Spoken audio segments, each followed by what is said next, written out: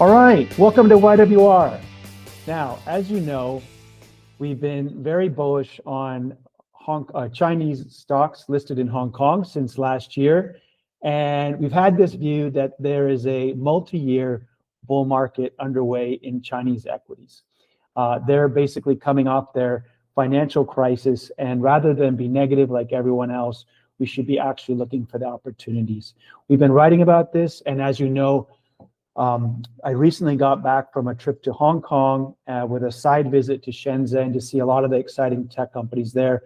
And I wrote about that, and I came back with confirming how great the opportunity is, but also with kind of new perspectives on the tech side of it as well. But I wanted to further, I think, reinforce this perspective. And while we were there, we had such a good presentation by Louis Gave from Gave Research, and he gave a great presentation, and I don't do it justice. So I thought it'd be so helpful to bring Louis on so you could hear what I heard and just share his perspective. So Louis, thank you so much for carving out some time for us in your schedule and joining the YWR. It's my pleasure to be here, bud. Good to see you. Excellent. So Louis, you made so many great points, but one of them I thought was just to start with the perspective that China and Hong Kong went through that period during COVID where they kind of shut down, people stopped going to China, the news was bad economically, and no one was focused. But you said behind the scenes, the government was pivoting to this investment into technology, manufacturing, high tech. And that kind of, we want you to tell it, but we weren't paying attention, and then they kind of surprised us with all this stuff that's coming out. Yeah, I actually think you need to go before COVID, to be honest, Eric. I think the real shock to the Chinese, not that COVID was nothing, like COVID was a huge shock. Don't get me wrong. All right. But the real shock to Chinese policymaking came in 2018 with the U.S. semiconductor embargo. Essentially, I think at that time, the Chinese leadership felt the U.S. is out to get us. They've declared economic war on us. They're blocking us from, getting the best semiconductors. Today, it's semiconductors. Tomorrow, it could be chemical products. It could be auto parts. It could be anything. We have to become self-sufficient in everything. We have to essentially de-Westernize our supply chains, because it's not just the U.S., right? The U.S. is telling ASML they can't sell us machines. They're telling Tokyo Electron they can't sell us machines. They're telling TSMC they can't sell us chips. So I think the reaction of the leadership was essentially they told the banks, guys, normal loans to real estate, normal loans to the consumer, everything's got to go into industry. Now, I think most outside observers immediately felt the shock on the real estate. Like if you picked up the Wall Street Journal, if you picked up the FT, you got big article after article on China's balance sheet recession, falling real estate prices, bust property companies, how this is Japan all over again, etc. Except it wasn't Japan. It wasn't Japan because while real estate was going bust, no doubt, money was pouring into industry. So that's a big difference between China today and Japan in the 1990s, because Japan in the 1990s, the banks just stopped lending. They were technically bust. They couldn't do anything. But if you look at the money that was poured into industry in China in the past really 7-8 years, it's absolutely gargantuan. And all this money, all this capital bring in, along, incidentally, with a ton of young graduates. Because, we all talk about the youth unemployment and the lack of wage growth amongst the youth, all of which is true. But it's also, the other side of that coin is that 20 years ago, China was graduating 350,000 university students. Now it's graduating 12 million university students. So you've had a transformation in the workforce and the sort of the intellectual capital of China's youth, such as no country has ever experienced. Nobody's ever gone through that kind of a transformation in that short period of time. And so imagine that in the past 7-8 years, what you had in China is a flood of young graduates coming in that you didn't have before, and a flood of capital into industry that you didn't have before.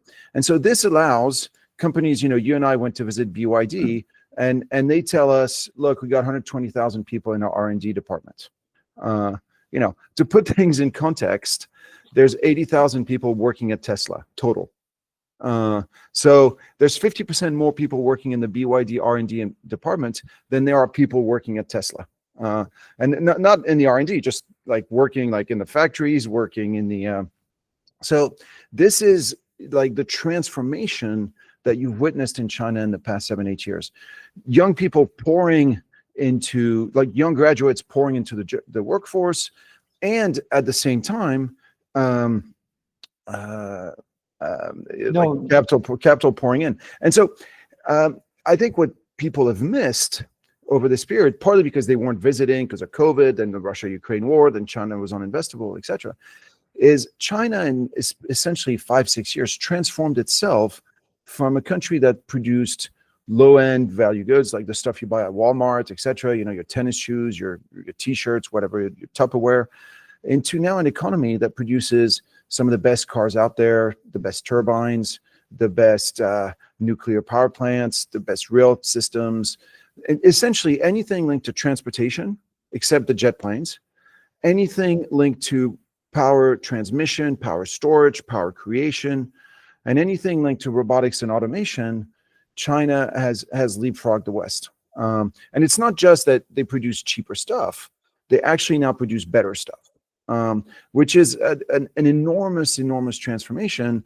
I think which obviously has global implications.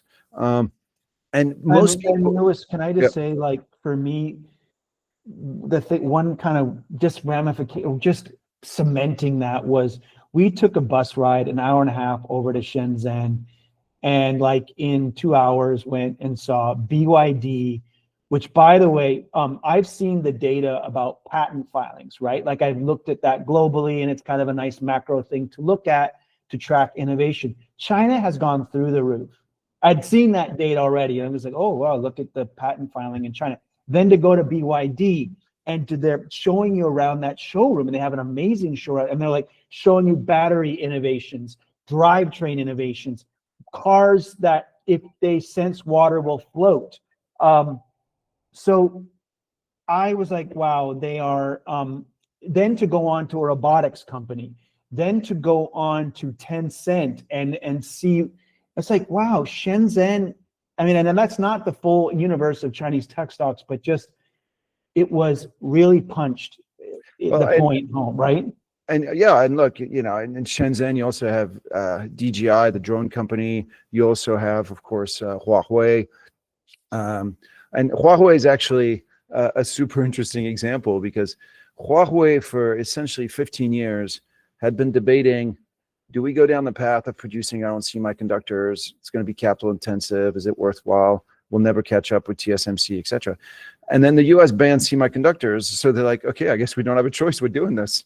Like and as they do, it moves, the Huawei rapidly gains traction. Now, I'll add one other, if I can, I'll add one other point, because we did see a little bit of the Shenzhen ecosystem, tech ecosystem. There's another whole tech ecosystem in Hangzhou.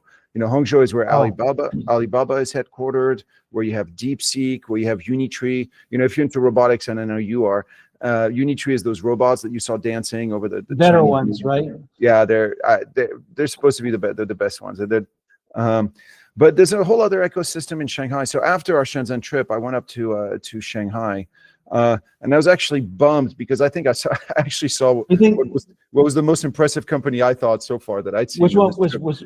So it's a company called Hesai, and they're in the LiDAR game. Now, I thought it was fascinating, because everybody talks about how China can't do innovation, et cetera. But, essentially, when it comes to autonomous driving, there's two schools of thoughts out there, right? There's Elon Musk telling you LiDARs, that's a dead end. The future is camera. And then there's the LiDAR route. So these are the two main routes to go down the autonomous driving game. Now, the fascinating thing is, Elon Musk used to bash LiDAR 3, 4, 5 years ago, because equipping a car with LiDARs 5 years ago would cost $40,000. So you could see how, you're looking at this, you're like, well, this isn't, the maths don't add up. Like, nobody's going to pay an extra 40 grand for a car. So And you it know, might not add that much functionality. Yeah, but exactly. That 40 grand is too much, right? Yeah. So Hesai is run by a very impressive CEO guy. Got a PhD in robotics from Stanford. He's so he tells his story. He tells his story extremely well, and he so he comes into the space about 10 years ago, and so if 5 years ago putting lidars on a car cost 50 grand or 40 grand or 50 grand or whatever it was, guess how much